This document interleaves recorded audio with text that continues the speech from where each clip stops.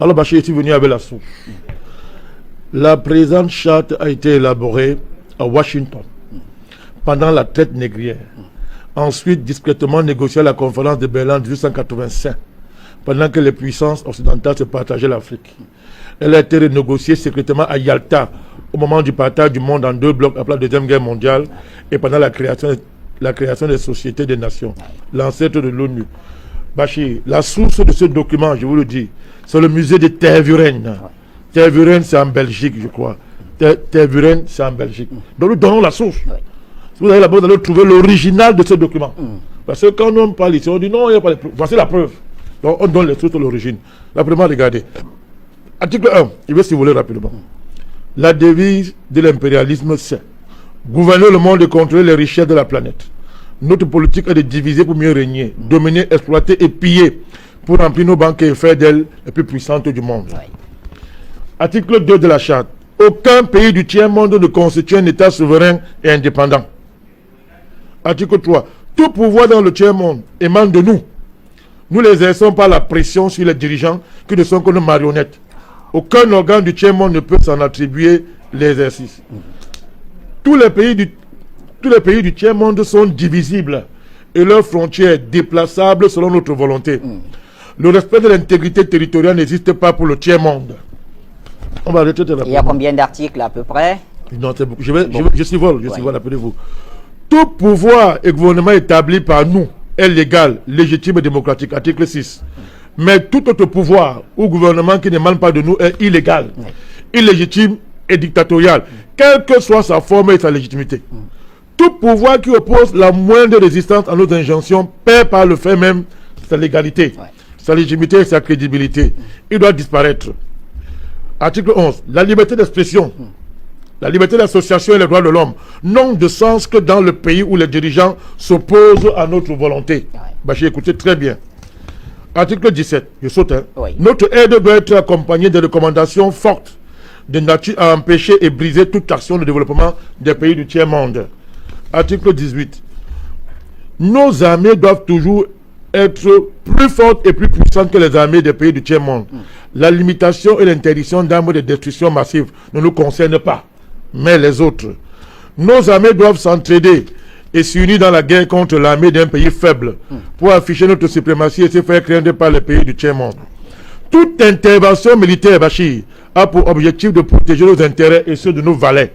Toute opération d'évacuation de ressortissants des pays occidentaux cache notre mission réelle, celle de protéger nos intérêts et ceux de nos valets. Je termine par l'ONU. Écoutez bien, article 22. L'ONU est notre instrument. Nous devons l'utiliser contre nos ennemis et les pays du tiers-monde pour protéger nos intérêts. Article 23.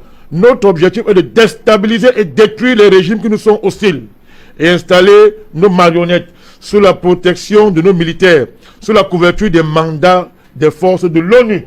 M. Bachir, dites bien, les résolutions de l'ONU sont des tests qui nous donnent le droit et les moyens de frapper, de tuer et de détruire les pays dont les dirigeants et les peuples qui refusent de se soumettre à nos injonctions sous la couverture des résolutions du Conseil de sécurité de l'ONU. Mon cher Bachir, je termine par là.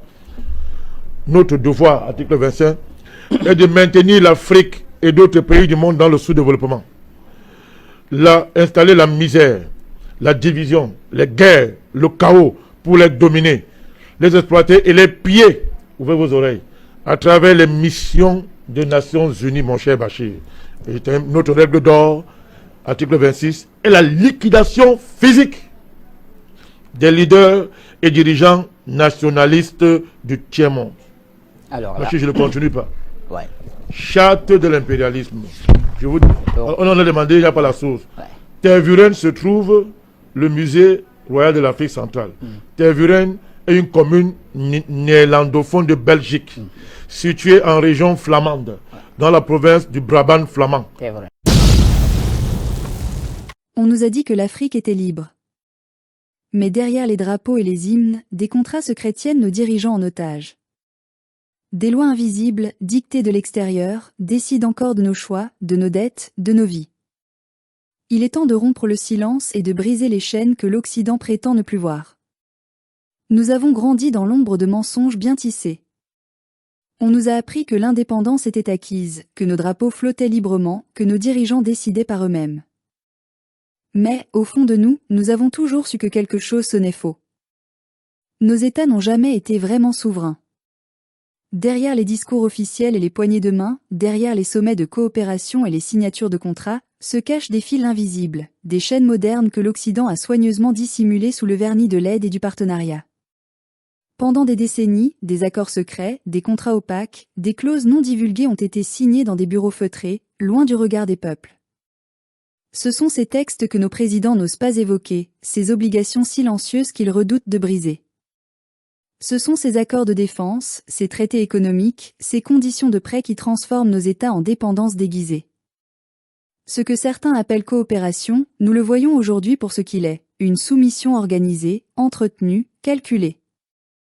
Nous ne sommes pas dupes. Nous savons qu'à Paris, à Washington, à Londres, des dossiers existent, des leviers de pression soigneusement gardés. Nous savons que certains de nos dirigeants africains gouvernent avec la peur de déplaire à ceux qui tiennent les clés du système financier mondial. Nous savons aussi que derrière les beaux mots de la communauté internationale, se cache une hiérarchie du monde où l'Afrique n'a droit qu'à la docilité et à la gratitude. Mais comment en sommes-nous arrivés là? Comment avons-nous pu accepter d'être libres seulement en apparence? Peut-être parce que, pendant trop longtemps, nous avons cru que la colonisation s'arrêtait avec le départ des soldats. Nous n'avons pas vu que les chaînes avaient simplement changé de forme. Elles ne sont plus en fer, elles sont économiques, politiques, culturelles et mentales. Regardons la France, par exemple. Elle continue de peser sur les décisions africaines comme une ombre persistante. Ses intérêts économiques dictent nos priorités. Ses bases militaires jalonnent nos territoires au nom de la sécurité. Ces entreprises contrôlent nos matières premières, nos ports, nos télécommunications. Et quand un dirigeant africain tente de s'émanciper, il devient immédiatement dictateur, populiste ou dangereux pour la stabilité régionale. Nous avons vu ce scénario se répéter trop de fois pour croire encore au hasard. La communauté internationale, quant à elle, garde un silence complice.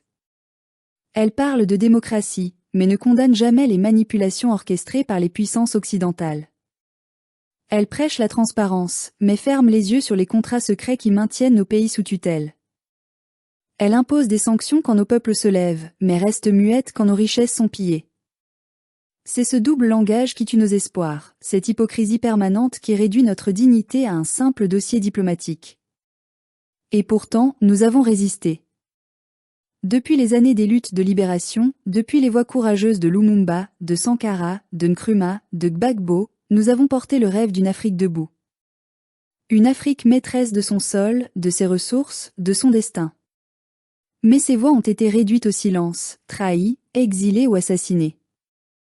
Pas parce qu'elles étaient faibles, mais parce qu'elles dérangeaient un ordre mondial fondé sur l'injustice. Chaque fois qu'un dirigeant africain a voulu renégocier les contrats miniers, on lui a rappelé les engagements internationaux.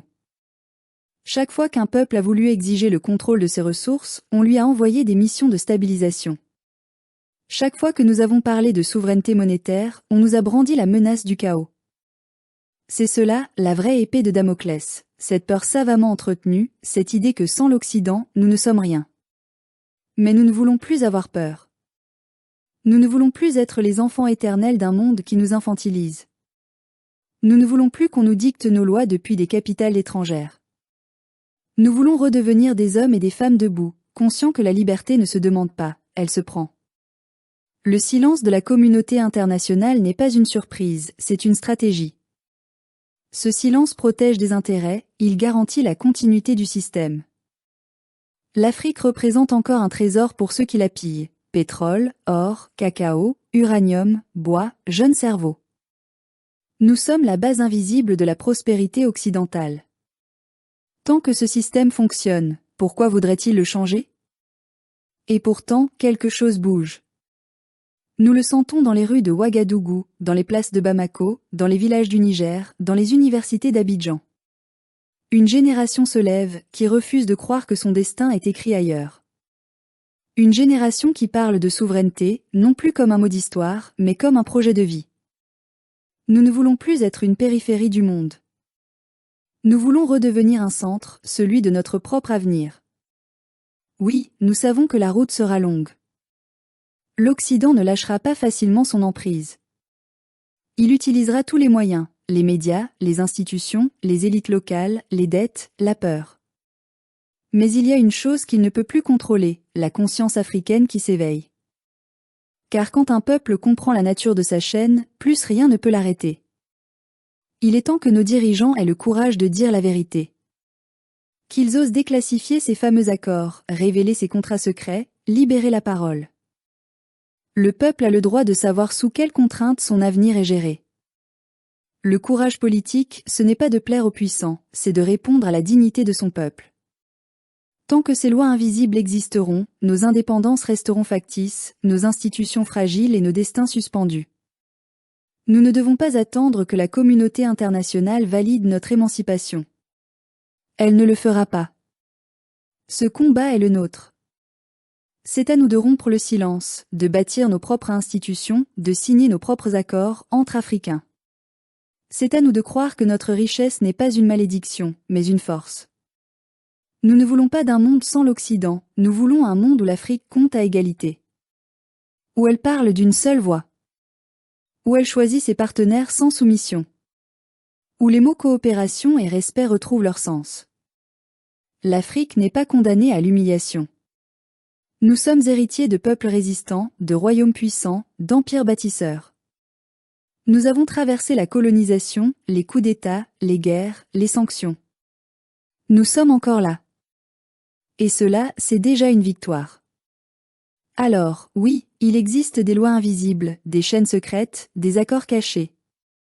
Mais il existe aussi une force souterraine, invincible, qui monte du cœur du continent, celle d'un peuple qui se réveille. Nous ne voulons plus être la périphérie du monde. Nous voulons redevenir la source. L'Afrique n'a pas dit son dernier mot. Elle se tait encore, mais son silence n'est plus celui de la peur, c'est celui de la gestation. Le jour viendra où les peuples parleront d'une seule voix, et ce jour-là, aucune puissance, aucune loi invisible, aucun contrat secret ne pourra nous tenir captifs. Parce que la liberté, quand elle germe dans les consciences, finit toujours par briser toutes les chaînes.